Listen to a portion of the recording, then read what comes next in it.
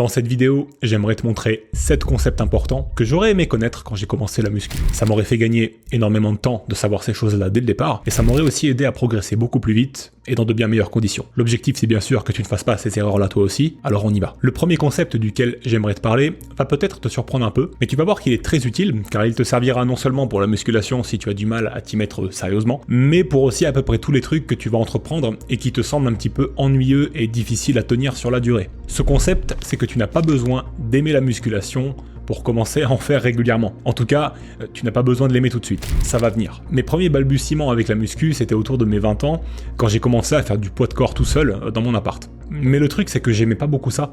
Ça prenait du temps, c'était difficile parce qu'il fallait forcer, et en plus c'était ennuyeux. Il fallait refaire les mêmes séances d'une semaine sur l'autre, les mêmes exercices, etc. Le truc le plus boring. C'est nul! Mais comme j'avais du poids à perdre et que je ne me supportais plus vraiment, j'avais réussi à tenir une quinzaine de jours. Juste assez pour entrevoir les tout premiers résultats. C'est-à-dire un peu plus de force, un tout petit peu plus de bras et d'épaules, le tout début du commencement quoi. Et à partir de là, la machine est lancée, j'ai envie de te dire. Parce que tu as créé l'habitude, et tu rentres aussi dans un cercle vertueux d'efforts et de résultats. En fait, chaque nouvelle séance devient de plus en plus attrayante, parce qu'elle te rapproche de ton but. Et c'est à partir de là que tu vas commencer à aimer ça. La leçon que j'en ai tirée, et qui s'applique à tout en fait en dehors de la muscu, c'est que bien souvent, il y a un tas de choses qu'on n'ose pas faire, ou qu'on n'ose pas entreprendre sur le long terme, parce que ça apparaît comme dur et ennuyeux. Alors qu'en fait, ce sont juste les premiers jours et les premières semaines qui sont dures et ennuyeuses.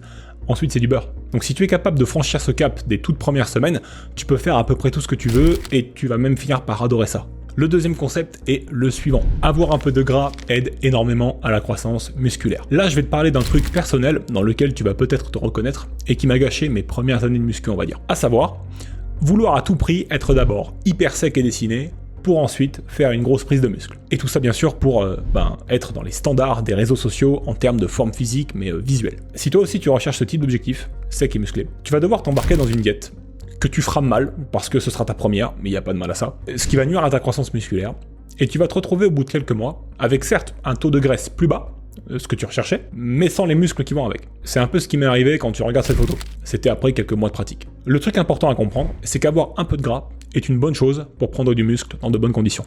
Ça te permet d'avoir plus de testostérone, plus de force et plus d'énergie pour tes séances. Là où je veux en venir, c'est que si tu as une petite couche de graisse sur le ventre et que tu veux être musclé et sec, alors oublie les abdos pendant un temps et focalise-toi sur une prise de masse propre, c'est-à-dire une prise de masse dans laquelle tu vas rester entre 12 et 15% de taux de masse graisseuse, pour pas être trop gras, mais pas non plus trop sec. Si par contre tu es quelqu'un avec un peu plus de graisse, là tu peux envisager une recomposition corporelle.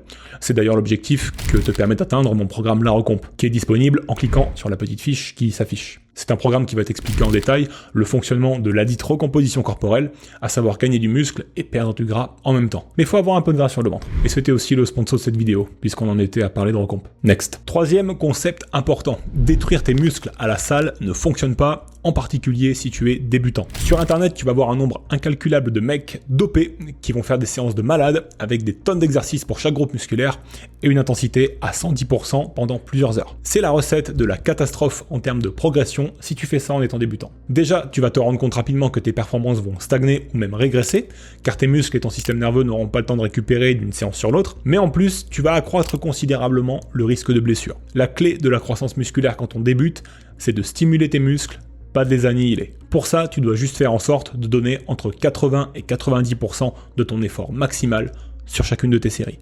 Cela revient à arrêter tes séries lorsque tu es à 1 ou 2 répétitions de l'échec musculaire. Et c'est déjà largement suffisant pour gagner des kilos de muscles dans de bonnes conditions sur tes 2 premières années. Le quatrième concept va rejoindre celui qu'on vient de voir, et le voici. Tu n'as pas besoin de plus de 2 exercices par groupe musculaire. Passer un certain point dans ta séance de muscu, quand tu as fait par exemple 2 exercices pour un groupe musculaire donné, avec 4 séries par exercice, et que tu as donné 90% de ton effort maximum sur chacune de ces séries, eh bien tu vas déjà avoir considérablement fatigué ce groupe musculaire-là. Ce qui veut dire que tous les autres exercices que tu vas rajouter derrière ne vont pas te donner une hypertrophie musculaire et une croissance musculaire à long terme, qui sera proportionnelle au temps supplémentaire que tu vas passer dans ta séance à faire plus d'exercices. Donc c'est potentiellement une grosse perte de temps, et comme on l'a vu au concept précédent, ça peut faire plus de mal que de bien. Plus tard, si tu souhaites rattraper des points faibles ou faire de l'intensification, ajouter des exercices supplémentaires peut parfaitement faire sens. Mais pendant tes premiers mois ou ta première année, c'est juste de la surenchère. Et puisqu'on vient de parler d'exercices, cela va donner une parfaite introduction au concept suivant. Soulever lourd cause plus de problèmes que ça n'en résout. En musculation, tu as le choix d'une large fourchette de longueur pour tes séries. Tu peux aussi bien gagner du muscle avec des séries de 6 qu'avec des séries de 15. Il n'y a pas vraiment d'études scientifiques qui prouvent le contraire. La différence, c'est que des séries de 6 vont te permettre de mettre plus lourd sur les barres ou les haltères, alors que des séries de 15 vont t'obliger à mettre léger et à modérer tes charges. Et au départ, ça peut être très tentant de se focaliser sur des séries lourdes pour montrer à son ego qu'on est capable de pousser des belles barres. Mais en termes d'hypertrophie musculaire, rien ne prouve que ce soit plus efficace que des séries plus légères et plus longues. Le problème avec les séries lourdes, comme par exemple sur le développé couché par exemple, c'est que souvent tu vas les faire au détriment de ta qualité d'exécution, mais aussi au détriment de tes sensations. Quand on commence la musculation, il est très courant de ne pas ressentir les bons muscles travaillés pour un exercice donné.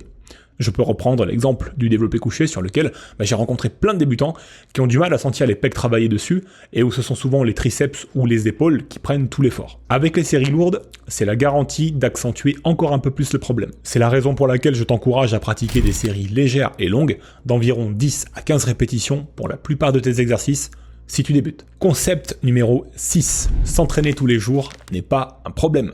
L'une des questions les plus fréquemment posées en musculation, c'est combien de fois par semaine est-ce que je peux m'entraîner? Et cette question n'a pas le moindre sens, parce que ça dépend complètement de l'intensité de tes séances et de leur durée. Si tu fais des séances de 2 heures qui sont intenses, alors oui, il va sans doute te falloir 2 journées de repos complètes au minimum dans la semaine pour pouvoir récupérer de ces séances-là, aussi bien musculairement que pour ton système nerveux. Mais si tu entraînes par exemple un groupe musculaire par jour, pendant une demi-heure, alors chacun de tes groupes musculaires aura 7 jours complets pour récupérer jusqu'à la prochaine séance. Tu peux donc parfaitement t'entraîner un petit peu tous les jours sans problème avec une routine comme celle-là. Là où ça devient intéressant, c'est que s'entraîner un petit peu tous les jours te donne de gros bénéfices. Le premier, c'est que tu vas rapidement créer une routine et l'habitude d'aller t'entraîner. Et le deuxième, c'est que comme tes séances sont courtes, elles n'épuisent pas ton système nerveux. Ce qui peut être le cas avec des séances de 2 heures où la dernière demi-heure, tu brasses juste du vent parce que t'es vanné. Dernier concept, mais non le moindre, le cardio n'est pas mauvais, bien au contraire. On a longtemps accusé le cardio d'être une activité physique brûleuse de muscles. Et c'est vrai que quand on regarde le physique des personnes qui courent beaucoup, comme les marathoniens par exemple, ils ont effectivement la peau sur les os. Mais il faut bien garder en tête que ce sont des personnes qui courent des heures chaque semaine, qui ont une génétique très fine et qui ont à cœur de rester le plus léger possible pour performer à la course. Pas de régime de prise de masse, si tu vois ce que je veux dire. Ce qui n'est pas du tout la preuve, en fait, que le cardio est un problème pour la croissance musculaire. En fait, réaliser 2 séances de cardio de 30 minutes chaque semaine te donne de gros avantages. Déjà, ça améliore tes capacités cardio-respiratoires, ce qui va améliorer tes séances de musculation, notamment sur les gros mouvements, comme les squats ou les deadlifts, des mouvements sur lesquels ton cœur a besoin d'avoir de la patate pour performer. Et ensuite, ça te permet de brûler des calories supplémentaires, ce qui peut être très utile si tu fais un petit écart ou 2 dans la semaine. Cela permet de compenser un petit peu et d'éviter de prendre trop de graisse. Et pour finir, ça te permet d'augmenter la quantité d'activité physique générale que tu fais sur la semaine. Aujourd'hui, au temps moderne, on est hyper sédentaire, et être capable de réaliser quelques kilomètres de vélo ou de course dans la semaine ne peut pas te faire de mal. Télécharge mon programme La Recomp pour aller plus loin en cliquant ici et ainsi réaliser la recomposition corporelle de ta vie. C'était Romain, ciao.